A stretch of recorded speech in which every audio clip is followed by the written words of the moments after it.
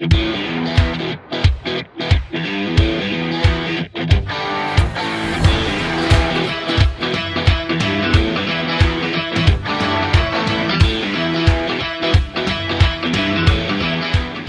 welkom by hierdie episode van Fietsfiks. Ek is Ettienne Ludick. Ek en Leon Krause het 'n draai gemaak by Swiss Cycles in Sandton, waar ons die geleentheid gegee is om met die legendariese fietsryer Voigt te gesels. Ons het begin deur om te vra hoe dit voel om dag in en dag uit deur ondersteuners omring te word en handtekeninge uit te deel. It does not get tiring because everybody has a different story to tell. Before here, last week I went to Israel. People had totally different stories in life over there.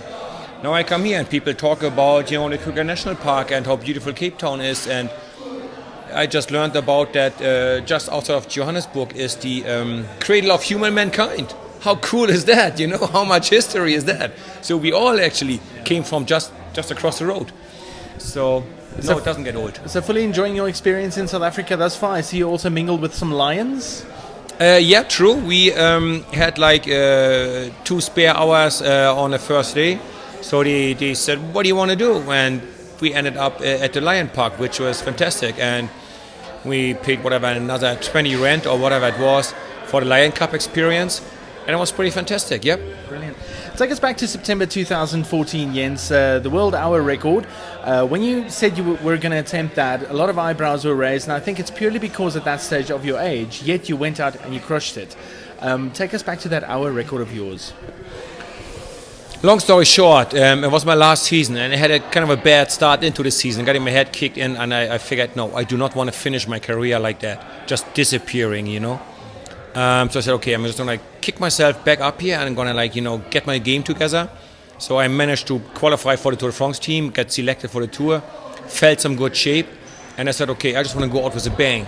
So when I introduced the idea to Trek, you were like, that is awesome actually, So we did some secret testing on the track in Roubaix with a road TT bike just to see if I actually could make it, if the numbers add up and I can make it.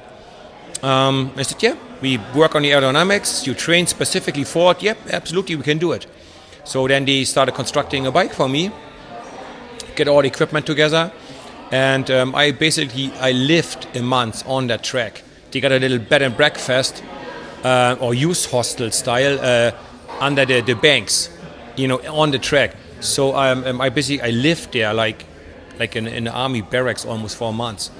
I managed to break the hour record, and I was so happy and proud because, like you say, a few eyebrows were raised. I had people even in the team going, "Boy, Jens, I like you, but I'm not sure about that. You're 43 years old by the time you do it." It was a day after my birthday. I went out and it was great. My family, my parents were there, friends of me were there, and it was a pretty spectacular event for me. And I only announced it to the public 2 weeks before, I believe. Yeah, 2 weeks. So a lot of people went, he's just crazy. So that's the way I want to go out. I wanted to take the center stage one last time. I wanted to entertain the fans one more time. I wanted to give them something to laugh with me, not at me, but laugh with me, like how crazy I am. I want them, remember me. That was inspiring. 43 years of age, and he just tackled the world record. So I was happy that I had a chance to go out in a style I wanted to go. Has age had any impact on your mental approach to cycling? The first time I really and clearly realized I'm getting older is on downhills. Each child born, I braked 1 or 2 meters earlier. That was what affected me the most, the crazy fast downhills, I was never the best downhiller to start off with, but then later I went, kids, when they were half my age, I said, kids, they're still there to tomorrow. And it's a beautiful sport and it's our job, but it's just sport, Why don't we just go a little slower and we all stay safe? But these kids, young kids, they think, oh, I'm never going to die. It's never happened to me. So I had to follow them, So that was the only thing I really struggled with the moment I was getting older. But clearly the body slows down on some aspects, but you got a lot of experience, cleverness, and stamina. You can just go forever. Maybe you cannot start as fast, but you can go forever. So I try to balance the disadvantages of getting older with the advantages that came with getting older, you know? Like the lack of speed, more stamina, you know? Lack of freshness, more experience, you know? And I believe I successfully kicked back the aging process for a very long time. So I was competitive, and I was a competitor until like the last day on my bike, and that's also how I wanted to finish. Let's talk a bit about the Tour de France. What is it like not only competing in the Tour de France, but also wearing that coveted yellow jersey? I had a great year in 2001. It was my fourth Tour de France. And I ended up taking the jersey for a day and winning a stage.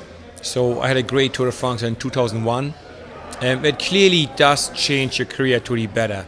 You are suddenly a well-respected, a serious bike rider. Back then I had all the heroes of cycling like Mario Cipollini, Johan Museev coming to me and saying, "Hey Jens, we watched you the last 4 years, you worked so hard to get it, and finally you have it, it's well deserved, and congratulations." Needless to say, my contract also went a lot better. I had a much better contract after that. Winning a tour stage or having a yellow jersey, it's like a little bit like the knighthood of cycling. That's a title that stays with you forever. If I would come back here in 50 years' time, I'm 95 years old, people would go, "And there's Jens Voigt, former yellow jersey." They would never ever say 3 times winner of the Tour of Bavaria. No. You know, they would always go Tour de France stage winner, yellow jersey of the Tour. So it's a title that stays with you forever, but also it's a title that doesn't come easy, and not everybody achieves that dream. And I had a few hard crashes in the Tour. The worst crash, I guess, in my whole career was in the Tour de France. You know, just to put it in perspective, as he take me off in the helicopter to hospital, they announced on live German national TV, the chances for Mr. Voigt to see the next morning are 50-50. And my kids go, "Mom, is Dad gonna die?" So it was a bad one. It was a bad one. So it wasn't a pleasure cruise, right? I wouldn't change too much if I would go back to the first moment of it. But it wasn't the present. It was a great journey, but I also did some sacrifices. You've never described yourself as a tactical rider. You've always said you ride with your heart and your gut. And when you feel like breaking, you will break away. Tell us about that. I mean, wasn't that risky, riding in a peloton and not sticking to a tactic? Well, now that I'm retired, I can also kind of release the secret. I was not the most stupid rider on the planet. I was flirting with the image of, "Oh no, it's just the old Jensi, we catch him later," and often they actually took that and they didn't catch me, you know. So I played that role, I played the game a little bit. Because if you go out there, the odds are always against you. If you're alone or if you're with a small group, the odds are always against you. So I played that role a little bit. But yes, I do race with instinct. You know, if I see, hey, the sun is shining, the wind is coming from that side, we're going to turn left up there, I'm going to go. It comes with experience. And, you know, also, some moments you got to be honest with yourself, you know, like it's like a card game, like a poker game, whatever. You look at the cards life has given to you, and you go, okay, I got this and this and this, and it does not help you at all to be jealous and look at the cards of the other people. No, they are not your cards. You cannot influence that. You have your cards life has given to you.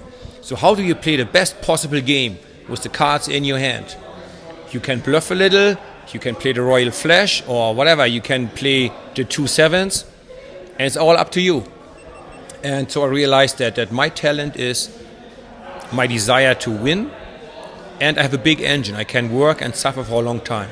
I could never beat Cavendish in a sprint. I could never beat Alberto Contador on a climb. I could never beat Fabian Cancellara on a time trial. So if I wanted to win, I had to do something else than them, right? And a friend of mine once said, if you go out and try to win, you might lose. If you do not go out, you lose for sure. So I rather took the 10% chance of making it than a 0% chance. You know, I just never wanted to be oh, he's just somebody that fills the peloton. I never wanted to be that person.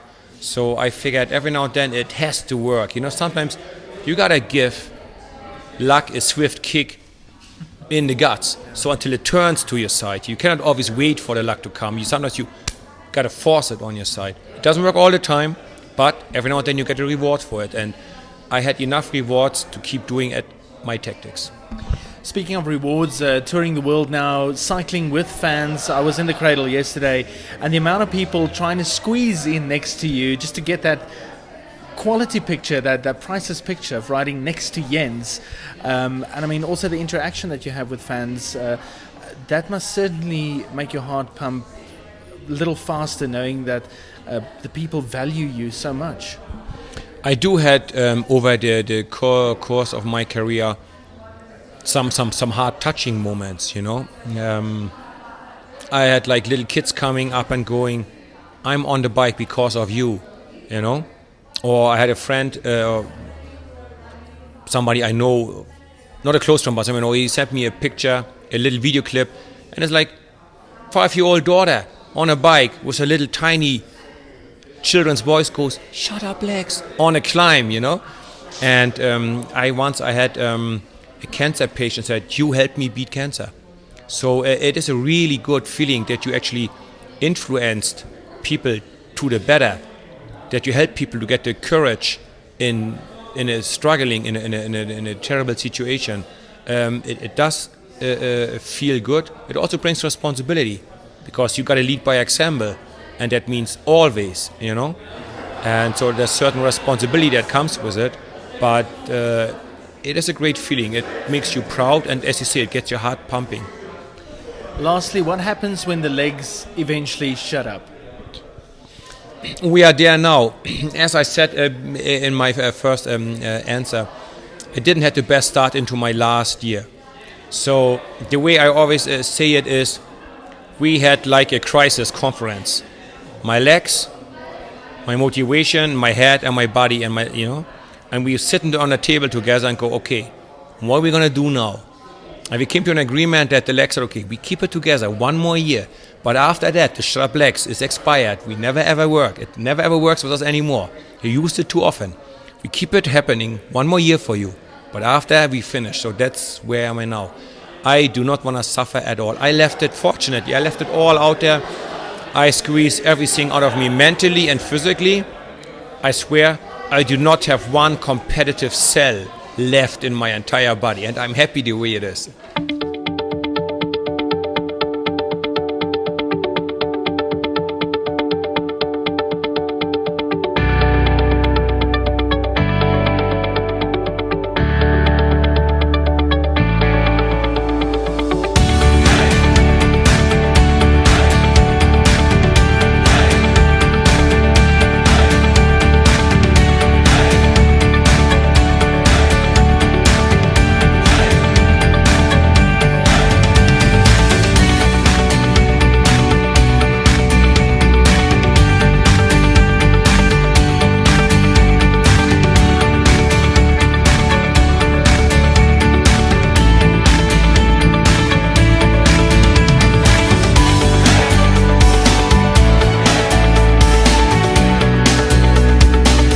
Legendariese Jens Voigt wat met ons gesels het. Baie dankie vir die saamkyk. Volgende keer maak ons weer so. Onthou op Twitter by ZRSG, aanlyn rsg.co.za en oplig 100 tot 104 FM. Tot ons weer saam ry. Alles van die beste.